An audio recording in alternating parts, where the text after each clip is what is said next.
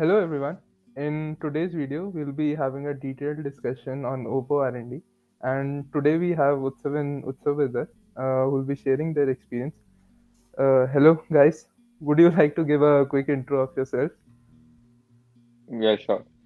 So about myself, as you mentioned, my name is Utsav Daya. I graduated last year in computer science from DTU. I had worked in Oppo R&D Hyderabad for 1 year, along with Utsav Prabhakar. Currently, I have joined with Myntra as software developer. Sure. Thanks Utsav for the quick intro. Prabhakar, would you like to give a quick intro of Yeah, yourself? just adding on to what Utsav Daya said, we were in the same class and we joined OPPO together as a part of our on-campus recruitment. Post that, I left OPPO after working there for 8 months, and currently I'm working at Amazon. Sure. Thanks a lot guys for Prabhakar, it seems that Oppo is like a great launchpad into software development. Is that so? we'll surely have a discussion towards the end on this. Why you guys switched to different companies after 1 year, but more on it towards the end. So, in today's discussion, as always, we'll be discussing some general info about your roles, tech stacks, and benefits at Oppo. Then we'll have a quick discussion on the requirements, like the preparation and the application procedure, and what kind of resume is needed. And then we'll have a quick brief overview of your interview process. And as usual, anyone you can find the timestamps in the description below, so just in case if you want to jump to some particular sections. Moving on to our first section.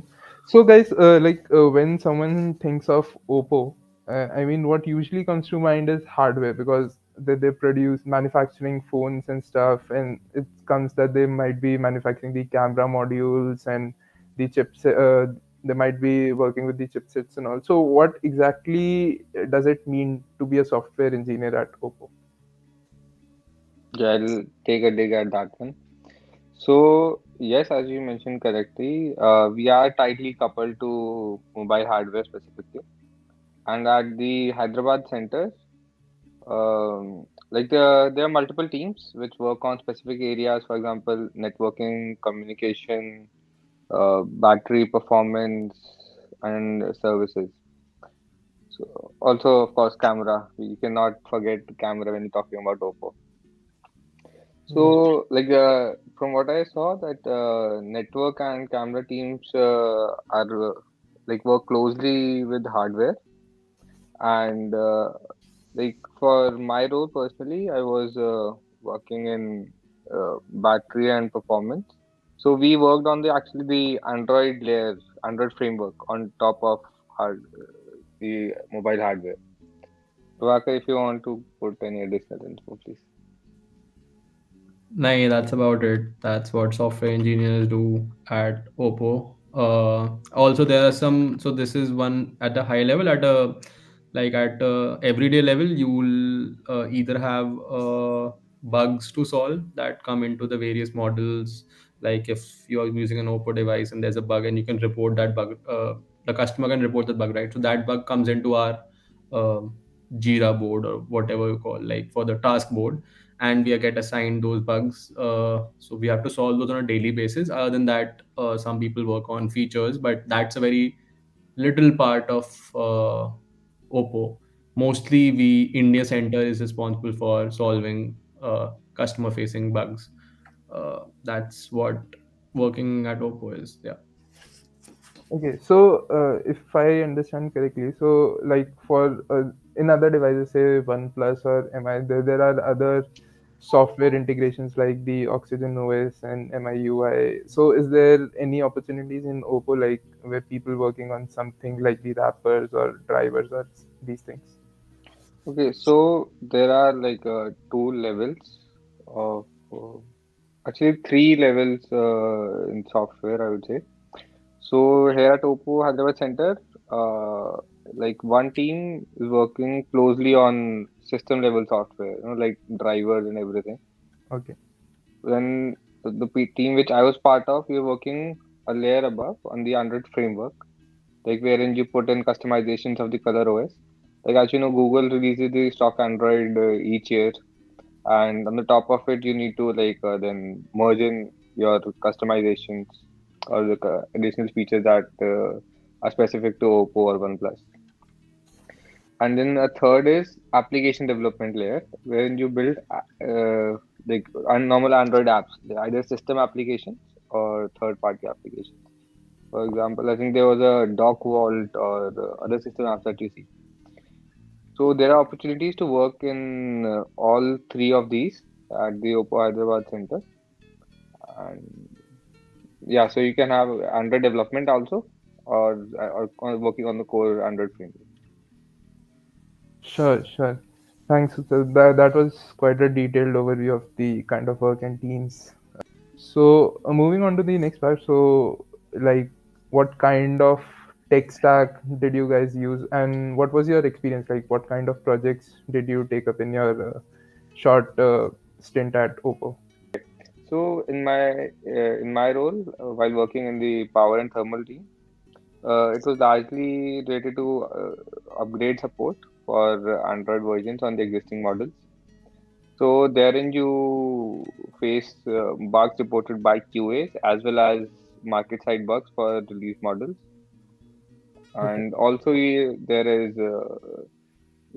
companies try to analyze any mishappenings within the phone. Like we track if the software is working properly or not, the diagnostic data basically. So Okay. based on that also you get tickets to solve. And it's a large part of new feature development. It was handled by the China HQ people, Okay. and we help in maintaining this software. Right. Prabhakar, would you like to add your experience? If Pravak, maybe you can tell also a bit about the tech stack. So my team was a little was in the same domain, but the subdomain was different. So I was working with the there's a testing suite in for mobile for uh, Oppo. So in that you have unit, not an Oppo actually, it's an Android testing suite in which they check various functionality that you have. So if those tests fail due to any build, so I was working on checking why those are failing and basically fixing those uh, tests. So it was the tech stack basically was we are working on Android open source code only, AOSP, and the lower layers like the HIDL and the interface between the hardware and the software, right, that is in uh, C, right, and in the upper layers are in Java. So I was mainly working with Java code and working on the Android, so open source code only. That was the tech stack. Right, right. I think you missed PowerPoint. Okay. Yeah, we had the first month as where we made presentations for the HR activity. The HR is a really cool in Oppo, and we did a lot of team building activities due to the COVID situation. But I hope they continue that even after COVID. Right, right. Right. So So yeah, actually, yeah. so since it was our virtual onboarding, and I think it was about 1 month long, if I'm correct. So therein, so to encourage active participation, so they divided us into groups, and you had to make PPTs on whatever was uh, on whatever aspect which that was taught on that day. For example, if they told it was regarding the HR onboarding policies or the organization structure, etc. Right. Yeah. So, like we're talking about HR, so I think that brings us to the next point also. So, how were the teams in the sense, how was the culture, work-life balance, and everything at Oppo? So for me, work-life balance was a lot better when we were actually working offline from office. So although I had joined virtually, but I was in Hyderabad for about 2 months. And in work from home, there's a work-life balance is a bit tough as I guess this is in general everywhere also, that companies expect or your manager expects that okay, घर पे ही हो, and it is not like 7 p.m. does not seem too much. Like it's okay, natural. But if you're in office, it's okay. Like 6:36 हो गए, and you can keep your laptop and go home. Like so that is a strict barrier. Okay, now office time is over, and uh, and you're free. But in at home, it is a bit difficult to maintain that boundary. Right, right. Besides team and culture, um, I'd say team. Everyone is really helpful.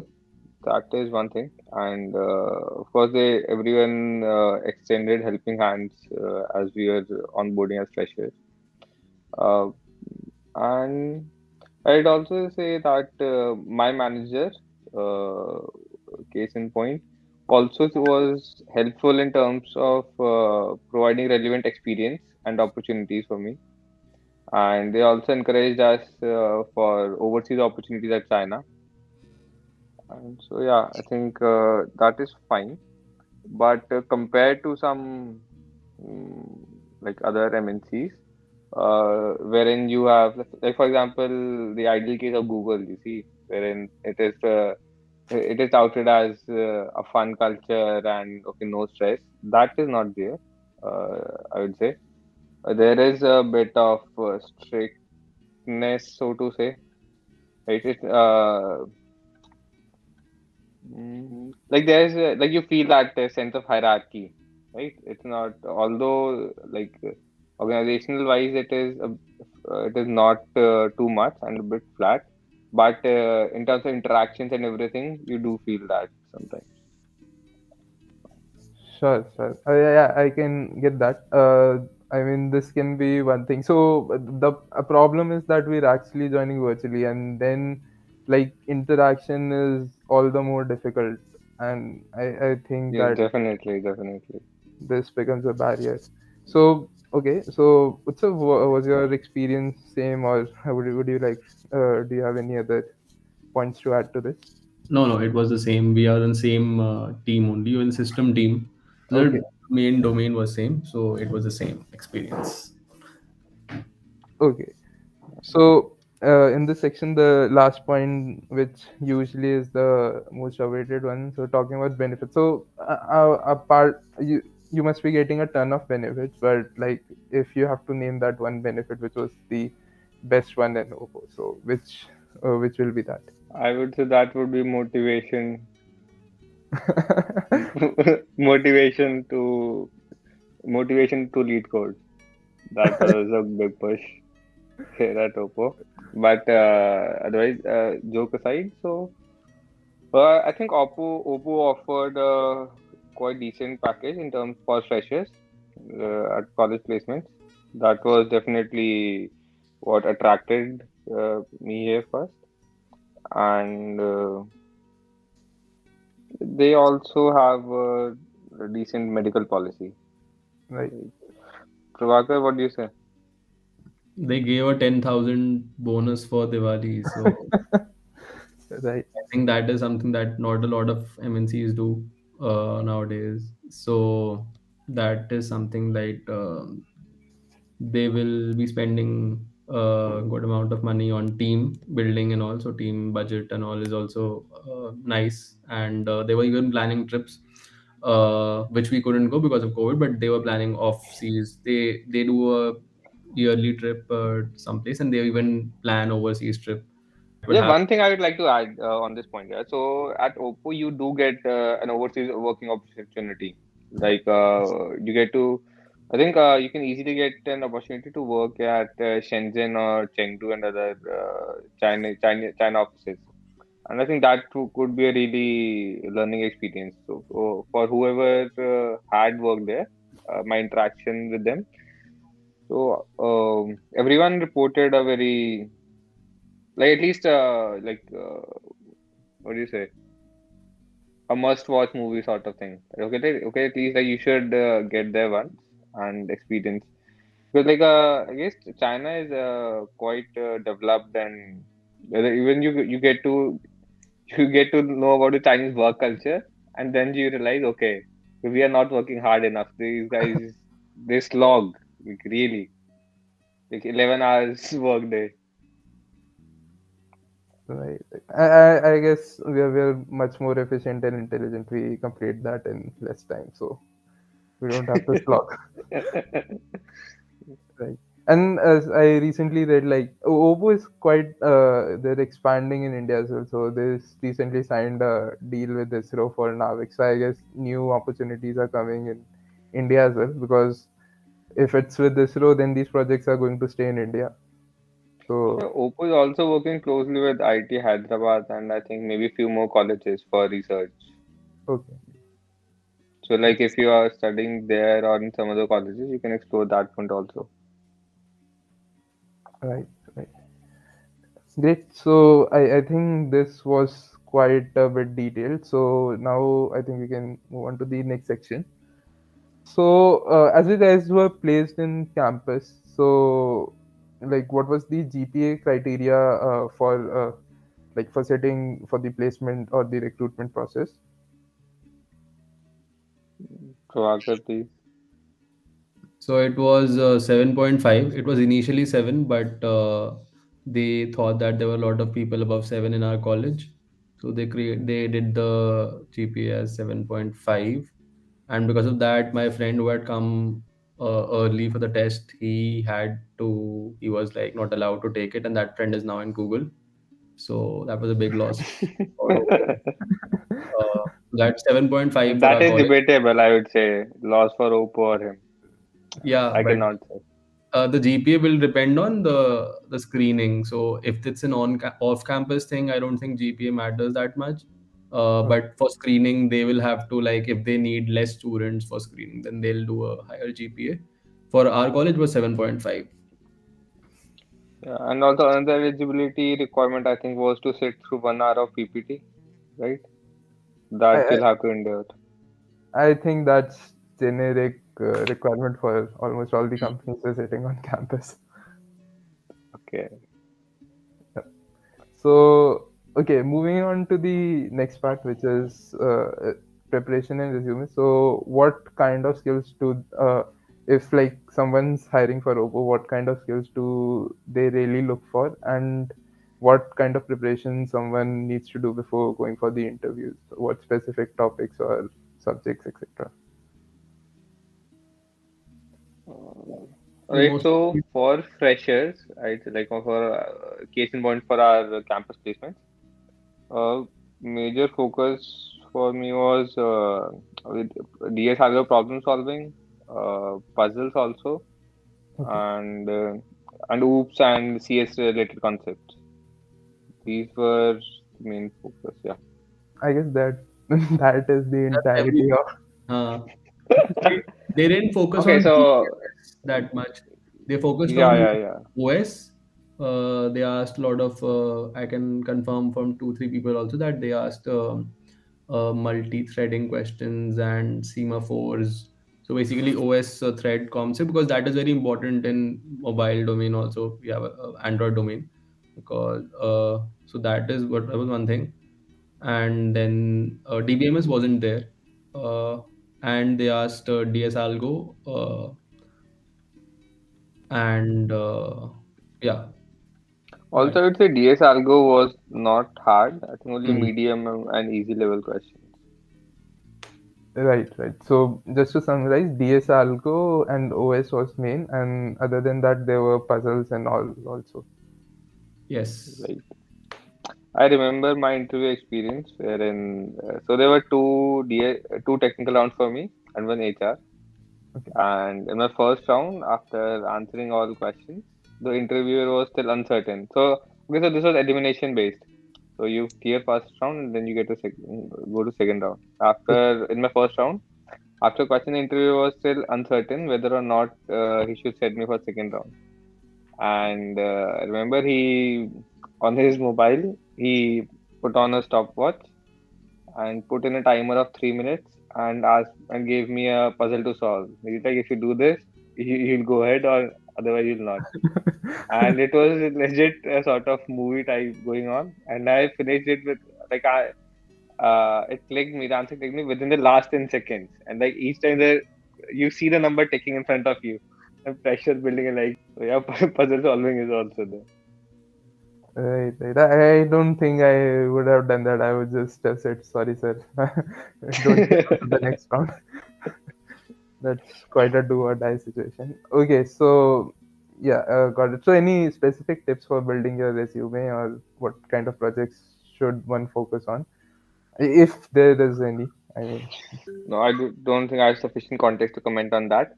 But on a side note, for interviewing for experienced personnel, for them also focus one, at least for system team hiring, I can say focus is like for Java concepts, you should be really strong with them. Or the concurrency and Java concepts are a must. And a domain expertise is required if you're going for any experienced role in Android framework, like either, for example, in UI framework part or services, or Power Automate, whatever. They are looking for candidates who have some experience in that. And I think system design, etc., is not much of a focus. So you could have a leeway on that part. right, right, got it. Thanks, Aya, for that. I think the AI is mentioning for experienced people, right? There. Yeah, So yeah. freshers, there nothing as such is required. They consider freshers to be coming in ekdam new, knowing nothing.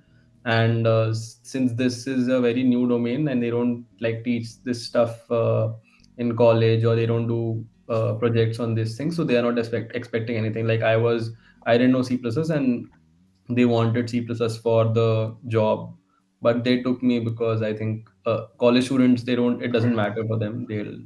They are expecting to teach on the job.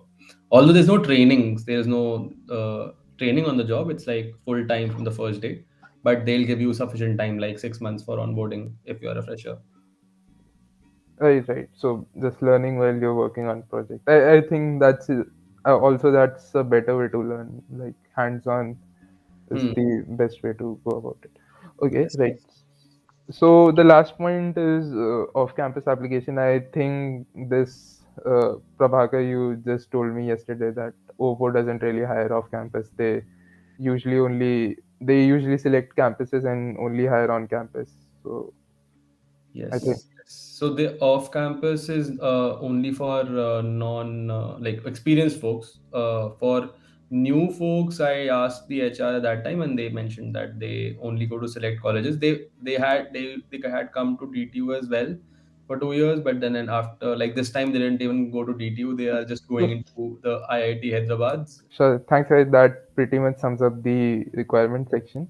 Moving on to our final and last section, interview overview. So, Prabhakar, would you like to start with your interview experience? A brief about the process. Okay. So my interview, there were 3 rounds. Uh, and the first round was basically they started with a puzzle, and the puzzle was a very like they you can get all these puzzles on interview bit puzzles or geeks for geeks, and after the puzzle I had OS related questions, so I had to implement a semaphore uh, Okay.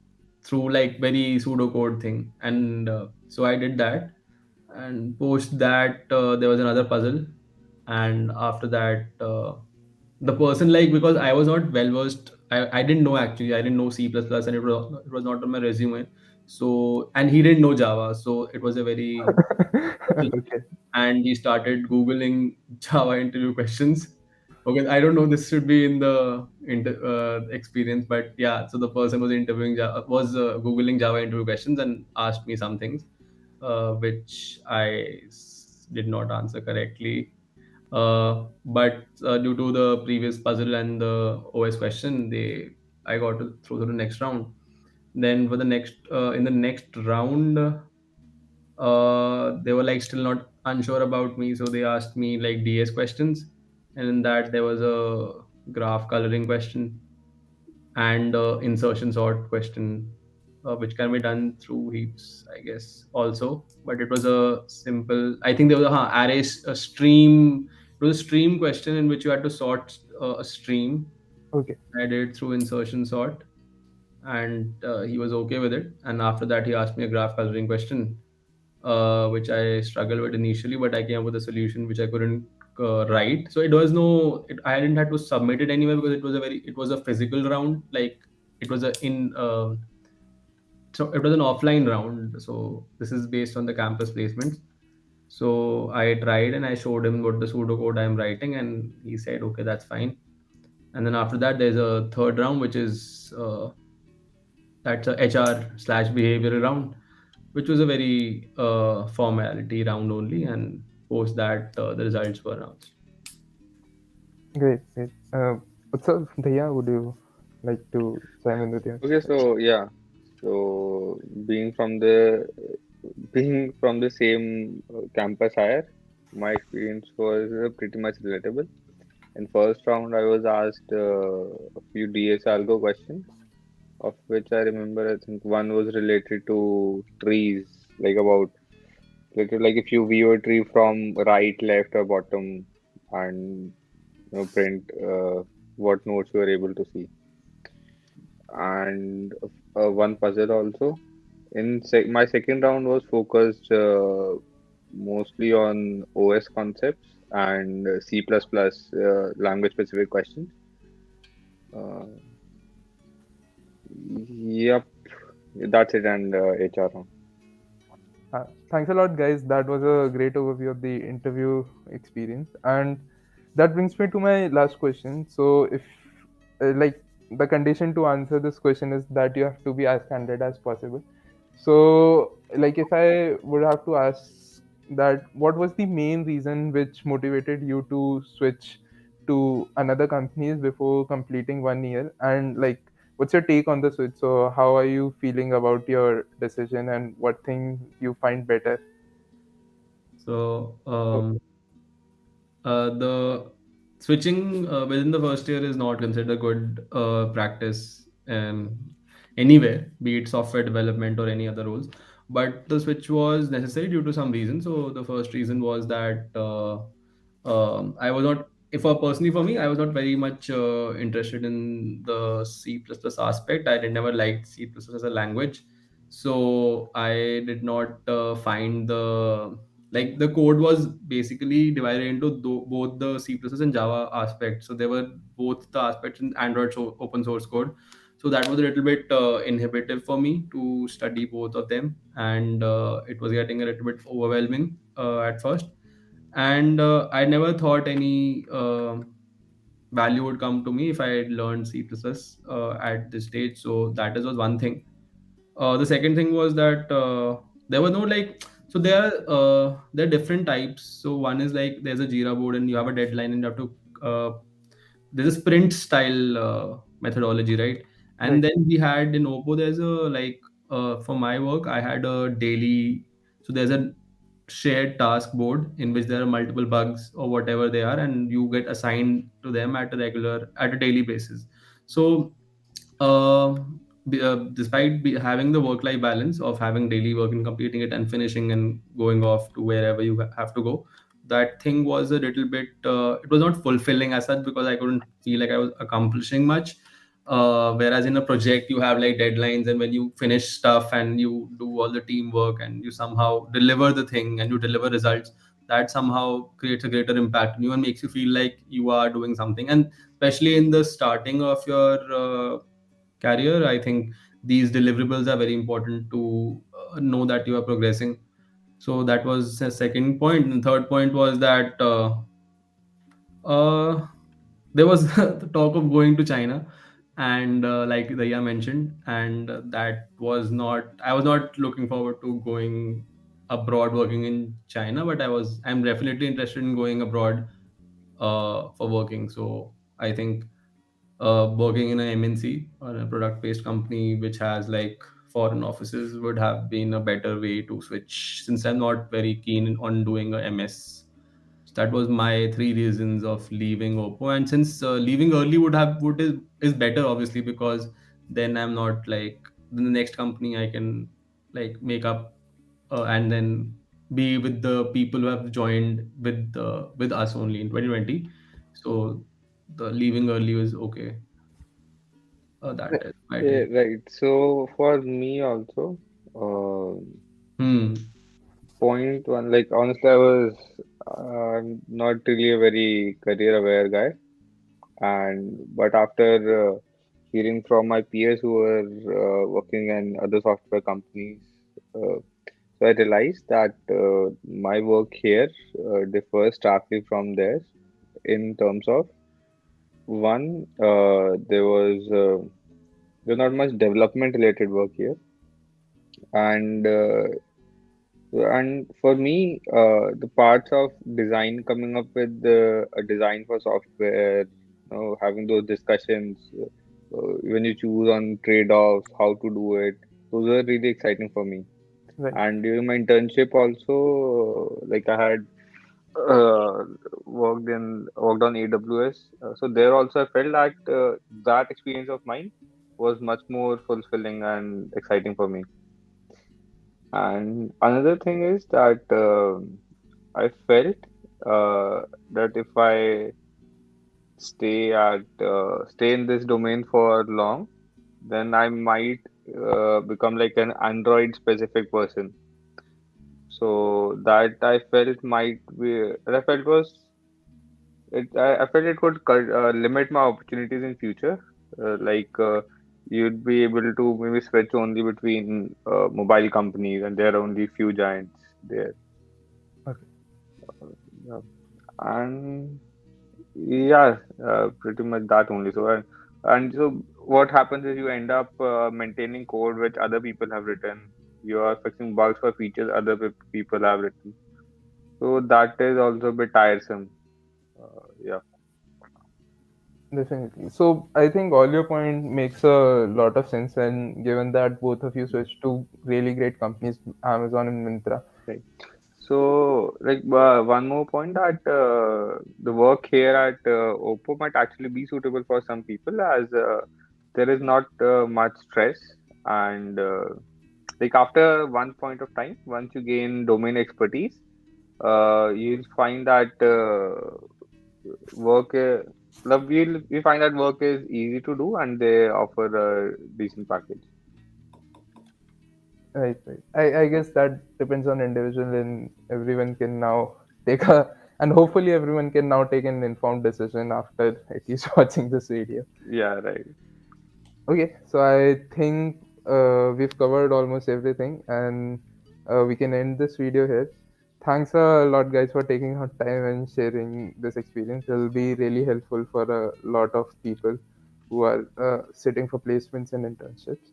So, in case anyone has any more queries that weren't answered in this video, do put those queries in the comment section and we'll try to answer those as well. Thank you, guys. Stay safe and keep learning.